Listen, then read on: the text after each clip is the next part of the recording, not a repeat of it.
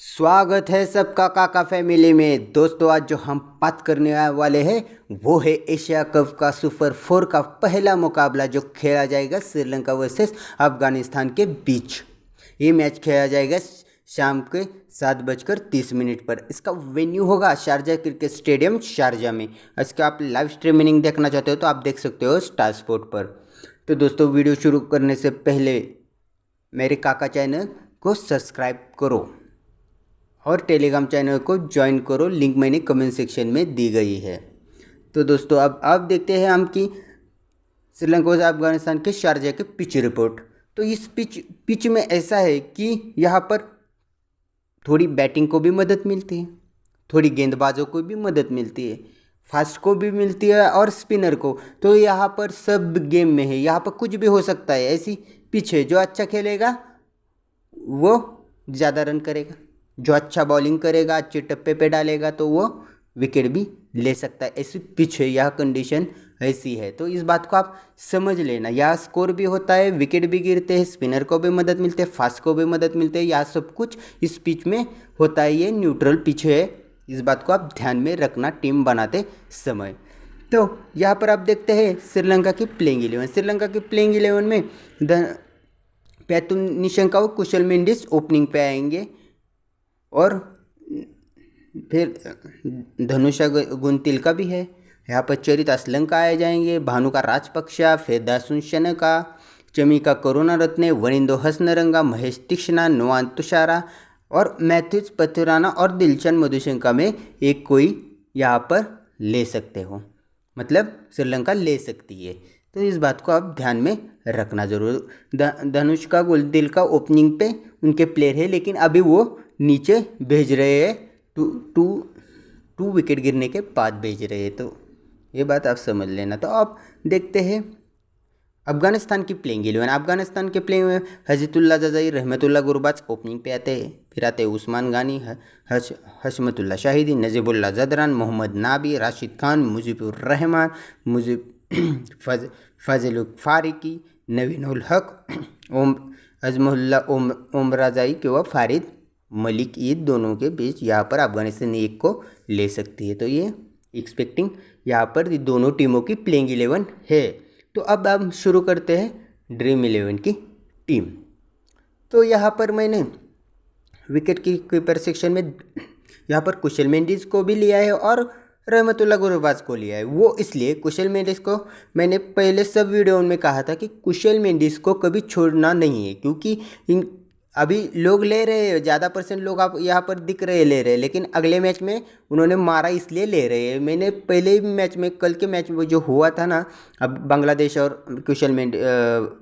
और श्रीलंका के बीच, वहाँ मैंने कहा था कि कुशल मेंडिस को छोड़ना नहीं है। सब लोग यहाँ पर किसके साथ, मुशफिक और रहीम के साथ जा रहे थे। मैंने बोला था कि कुशल मेंडिस एक अच्छे बल्लेबाज है और सबसे बढ़िया मुझे श्रीलंका की बैटिंग में टेक्निक किसकी लगती है तो वो कुशल मेंडिस की है, वो बहुत ही बढ़िया है। और इनका ओपनिंग पे आते हैं, प्लस विकेट कीपिंग के पे हमें पॉइंट देते, 2-3 कैच लिए तो बहुत पॉइंट ज़्यादा हो जाते हैं या, तो इसलिए इनको छोड़ना कभी नहीं है।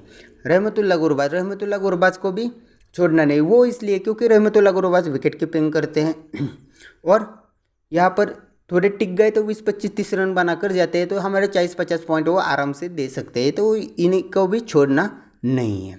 तो इस बात को आप ध्यान में रखना, इसलिए मैंने यहाँ पर दोनों विकेट कीपर लिए हैं। तो बाकी यहाँ पर कोई खेलेगा नहीं। तो आप देखते हैं बैटिंग सेक्शन में मैंने यहाँ पर नजीबुल्ला जदरान, वो अफगानिस्तान के सबसे एक्सपीरियंस बल्लेबाज है और ताबड़तोड़ हिटिंग करते हैं और अच्छी हिटिंग करते हैं। यहाँ पर वो बहुत ही अच्छी हिटिंग करते हैं। तो यहाँ पर नजीबुल्ला जदरान को मैंने लिया है, क्योंकि मैच सुपर 4 का है तो अच्छा होगा, हम एक्सपेक्ट करते हैं। तो यहाँ पर नजीबुल्ला जदरान थोड़े नीचे आते हैं, लेकिन मैंने यहाँ पर उनको लिया है। अब बात करते हैं चरित असलंका बहुत ही बढ़िया और उभरते हुए श्रीलंका के प्लेयर है और यहाँ पर 2 मैच में उनका परफॉर्म ज़रूर नहीं हो रहा, लेकिन असलंका एक बहुत ही अच्छे बल्लेबाज है। यहाँ पर वो रन मार सकते हैं, 1 डाउन पे आते हैं और अच्छा स्कोरिंग हमें करके और स्मॉल लीग को हमें जिता सकते हैं। ऐसे हमको एक आधा बल्लेबाज ऐसा चुनना है कि जो ऊपरी क्रम में आता है और उनको काबिलियत हो सकती है कि उनकी यहाँ पर 50 रन बनाने की, और यहाँ पर उन्होंने 50 रन डाले तो हमें स्मॉल लीग में कोई हरा नहीं सकता। इस बात को आप समझ लेना, क्योंकि सब लोग उन्हें ड्रॉप कर रहे हैं। तो श्रीलंका को छोड़ना नहीं है, क्योंकि वो बैड लक से आउट हो गए। वो बांग्लादेश की तरफ से भी यहाँ पर खेल रहे थे, वो थोड़ी बैड लक उनके साथ चल रहे, लेकिन हर बार नहीं चलेंगी। वो अच्छा परफॉर्म हमें करके देंगे, तो श्रीलंका को लेना।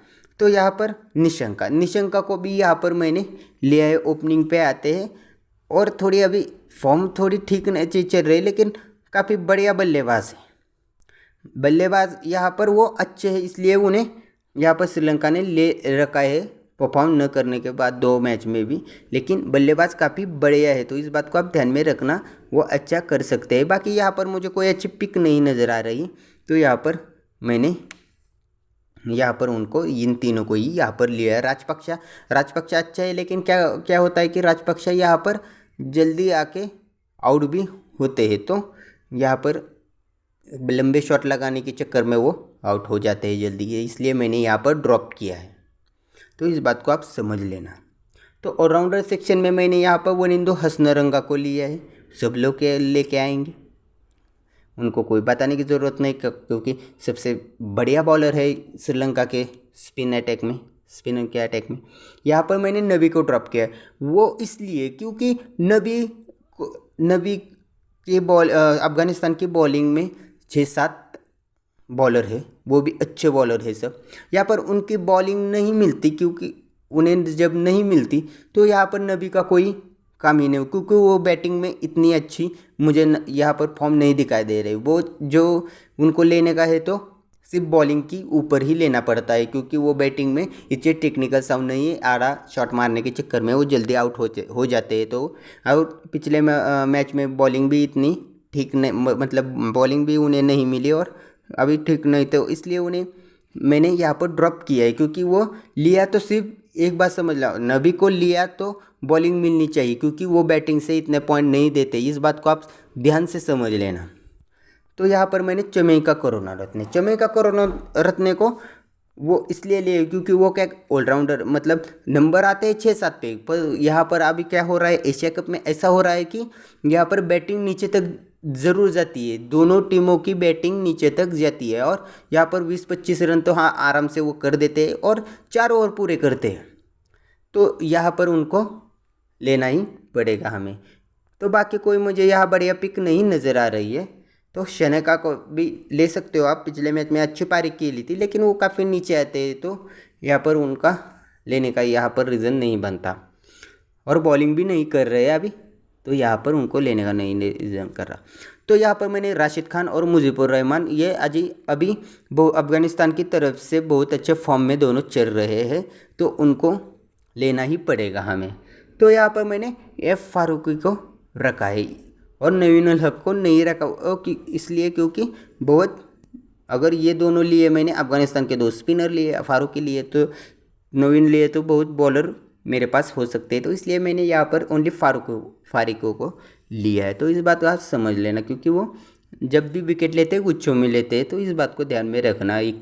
और यहाँ पर असिता फर्नांडो यहाँ पर बहुत ही बढ़िया, उन्होंने बांग्लादेश की यहाँ पर मैच हुआ था, तो बहुत ही बढ़िया उन्होंने गेंदबाजी की थी यहाँ पर, इसलिए मैंने असिता फर्नांडो को लिया है। तो इस बात को आप ध्यान में रखना, बॉलर बहुत ही अच्छे हैं और उनकी स्पीड भी बहुत ही बढ़िया है, तो यहाँ पर बॉलर को, बैट्समैन को चका सकते हो।